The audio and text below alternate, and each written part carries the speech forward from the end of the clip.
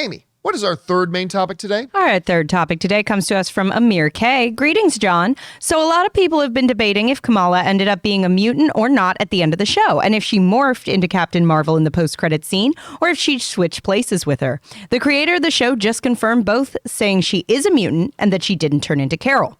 What do you think of her comments, and does this make more sense than their alternatives? All right, thanks a lot for sending that in. And I probably should have given a spoiler warning before we read the question, but yeah, this is going to deal, the show came out a couple days ago, but this is dealing with a couple of spoilers that aren't. If you still haven't had a chance to watch the episode, I'm sure you've heard about everything in it by now, but just be warned, we are going to talk about a couple of key things in this as we go in, both of which were mentioned in the question.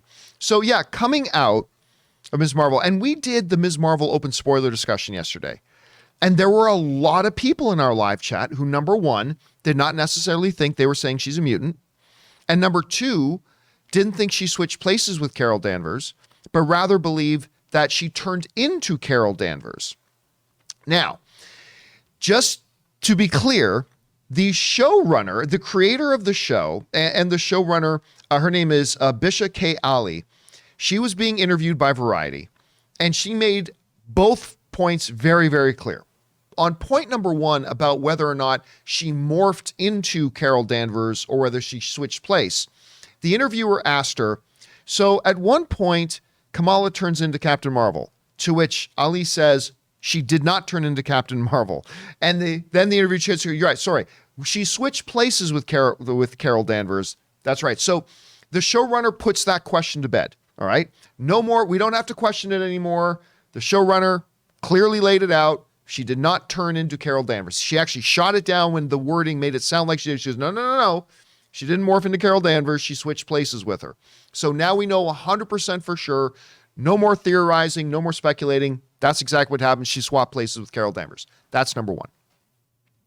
Number two, were they actually saying she was a mutant? Because when it happened, when Bruno brings up the phrase mutation and the plays, right? I'm like, well, they're telling us she's a mutant. But there's still a lot of people who don't believe that that's true. Well, the showrunners confirmed that it is. And that directive to make her mutant came directly from Kevin Feige. And the showrunner doesn't even know what they're going to do with her afterwards. This comes to us from that interview where Abisha says the following. I don't know how it fits into the larger MCU, her being a mutant. I generally can't answer that. Not because I'm lying, because I don't know. Kevin is doing whatever Kevin's up to. Who knows? The man's full of mysteries. It just was this perfect piece. But the fact that we get to roll out this part of the MCU in our show, being mutants, my nerd heart could not be more thrilled. And that came to us from the showrunner. So they're so secretive over there, they're not even letting the showrunners know what's happening next. They just got a directive for okay, but Kevin says she's going to be a mutant, make her a mutant. And they do that. It's like, okay, I don't know what they're going to do with that later on, but they're doing it now. And they're using our show to roll the movie, which again, I freaked out over yesterday about the fact that I never would have thought that they would officially hearken the fact that mutants are here now in a Disney Plus show. I never would have thought that in a million years, and yet here they are doing it. And I love the fact that came directly from Kevin to do that. I love the fact that instead of letting there be a lot of confusion in the fan community, because a lot of times in these shows, there's things that happen, but there's a little ambiguity and there's a lot of confusion in the fan community. Showrunner just comes directly. Like the thing about, wait a minute, did Kamala turn into Captain Marvel or not? Because again, a lot of people in our after show yesterday thought she had turned into Carol Danvers, but she came out to set that straight just so there's no confusion. Nope. She's still Kamala, but she's somewhere else now. And now Carol Danvers is in Kamala's bedroom. For why, I don't know, but we'll find that out. Anyway, Amy, you hear these comments from the showrunners. Does any of that surprise you? Do you think it was important that she laid that out? Doesn't surprise me. Honestly, to me, that's all stuff that felt pretty clear. But it is great that they're clarifying it. I think even just kind of in that moment where we see Carol in the bedroom, her clear confusion about where she is, that it wasn't a confusion of what is this body, it was a confusion of where the hell am I. But nice that they're clearing that up. I think also very notably, not only is, Carol Danvers in Kamala's bedroom, but Kamala's wherever she just was. So I'm Hopefully assuming it's not in the middle of outer space because Kamala can't breathe in space. I'm guessing this is going to be our launch point for the Marvels, which is super fun. As far as clarifying the mutant thing, really glad they did it. I think it would have been almost a bit of an FU to the fans if they like dropped that word and then we're going, but she's not really. Like, why would you do and that? play the musical notes, Exactly. I feel like the music is exactly why it was like, of course she's a mutant. Yeah. You don't play that riff and then go, just kidding. Yeah. That'd be so douchey.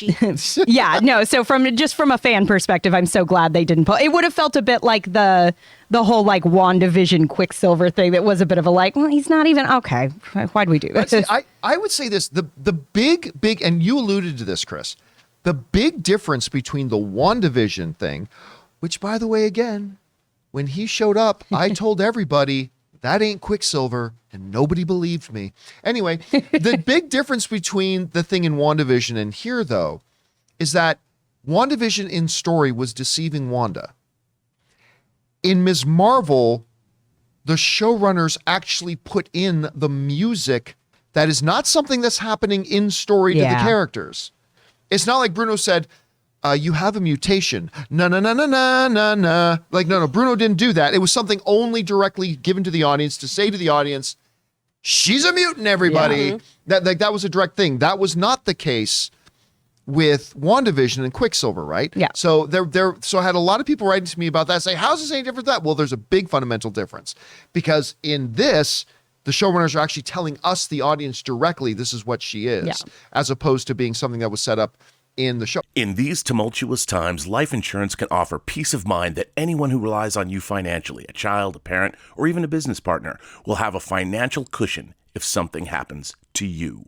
Policy Genius is an insurance comparison website that makes it easy to compare quotes from top companies like AIG and Prudential in one place to find your lowest price.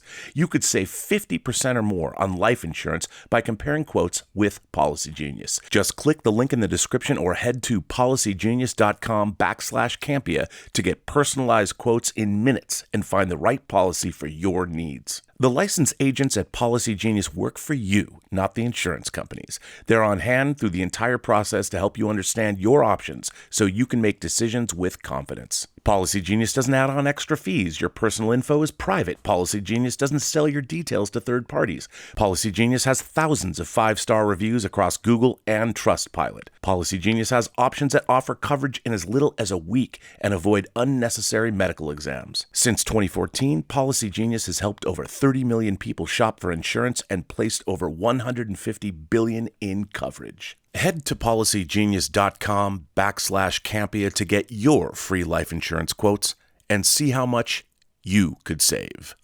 Anyway, you hear everything she's saying here, Chris. What stands out to you? I mean, it mostly stands out to me that people needed the clarification. I don't know. I think it's wild that people are like, I don't know if she's a mutant. Because there's also the whole argument people keep bringing up of, no, she's not a mutant. She's an Inhuman. It's like saying a Honeycrisp versus a Granny Smith. They're both apples. Well, and I think sometimes people forget, like, they do have to make these shows for people who don't know the comics as well. It's like they're not going to start overcomplicating of like, well, technically, like they could, they might, they probably won't. And that's fair. I mean, I understand that I'm very close to the source material, so and I'm obsessed with that animated series, so hearing that music was like, yes! But I think people getting really, really like hung up on the like, no, she's an Inhuman. No, this is different. No, we're simplifying things in the MCU because of that issue, right? Having mutants versus Inhumans would be very confusing, I think, for your just kind of general audience. I couldn't explain that shit to my mom. It'd be so bananas, right? She'd And be I like, also, I think it's good that we're also seemingly removing like Terrigen Mist and things like that, right? Things that activate your mutant genes, because usually it's just puberty in the X-Men comics, Right. which I love that trope of like, hey, oh my gosh, your body's changing, and also now you can breathe fire. What? Sorry. Growing up is weird. So I'm really, really excited that they did clarify that, they did say this, and it just shows too that Feige keeps his cards close to the chest. Yeah, really close. And I really love that actually, though, of, hey, I want you to make the story you want to make. Just make sure you include this little nugget. And they did that so well in this story, right? She told the exact same story she wanted. Ali had full carte blanche on this to do what she wanted here. And then it just was one scene. Hey, make sure just Bruno says one line to her. That doesn't change the narrative of what you're doing. And I think that is why Kevin Feige is such a great helmsman, because he's making sure that these moves are plotted out without taking away the creative direction of his filmmakers and his television makers. Well, I don't think he gives them carte blanche. Like, I think he very strictly lays out, like when they start, okay. He's not telling them to make it 2 hours. Well, yeah, well, that's true. Yeah. But he's also, he does lay out like, you can't do this. You can't do this. Like, don't say you can't blow up New Jersey because we got New Jersey in one of our other, don't have this character show up because we're going to do this. Make sure she's still alive at the end. Make sure there's this, make sure there's this. And, like, he'll give them these guys, it's like the analogy I really like the way Kevin Feige works is that he sits down with his filmmakers and he clearly defines their playground. And he says, now, in this playground, within these parameters, go nuts. Mm-hmm. Whatever you want to do, you go and do. But just don't leave the sandbox. Yes, or don't leave the destroy sandbox. it. Don't leave the boundaries that we've set up, and then you should be good to go. For sure. I think the other really exciting thing about this, too, the Carol Danvers stuff at the end there. Yeah, Kamala's where, Carol is and everything. Carol's in her house. Yeah. I want to see her dad interact with her and be like, oh, you're the girl who's all over my daughter's walls. What's your deal? I didn't even think about how delightful that's going to be. Yeah, it's going to be precious. Oh, I think it's going to be so cute. And you're right. This is clearly the setup for the Marvels. Mm-hmm. Now, I had said going into the final episode, I remember on our Ms. Marvel after show last week, I said, okay, I'm 100% convinced Carol Danvers is showing up in the next episode. And it better not just be some post-credit scene, some shoehorned in post-credit scene. I said that last week, and that's what they ended up doing. But they didn't try to set up a story in a post-credit scene. They just give a little tease, and I'm like, okay, if you're going to do that, that's fine. Like, what I did want to have happen is a Doc showing up to Marty. I didn't want Carol Danvers show up at the end. Kamala, the universe is falling apart. We desperately need you. What? You need to come with me right now. It's your kids. And then they go off into outer space. Like, that would have been like, I was afraid they were going to try to shoehorn something like that in. Yeah. But just this little thing of the bangle glows, boom, she's gone, boom, Carol's there. And it just leaves us the way they meant to leave us. A bit of a mystery. We'll see how that goes. So even though I was like totally against Carol Danvers just showing up in a post-credit scene, I got to say it did kind of work for me. So that was okay. Anyway, guys, question is for you. What did you think about the comments from the showrunner of Ms. Marvel? She has clearly confirmed those two big main things. One, she's a mutant. Two, she did not turn into Carol Danvers. She swapped places with her. Does that totally make sense with how you saw it? Does that contradict the way you saw it? Do you think maybe there's still a few little loopholes in there that maybe it could be something else? Whatever you guys think, jump down on into the comment section below and leave your thoughts there.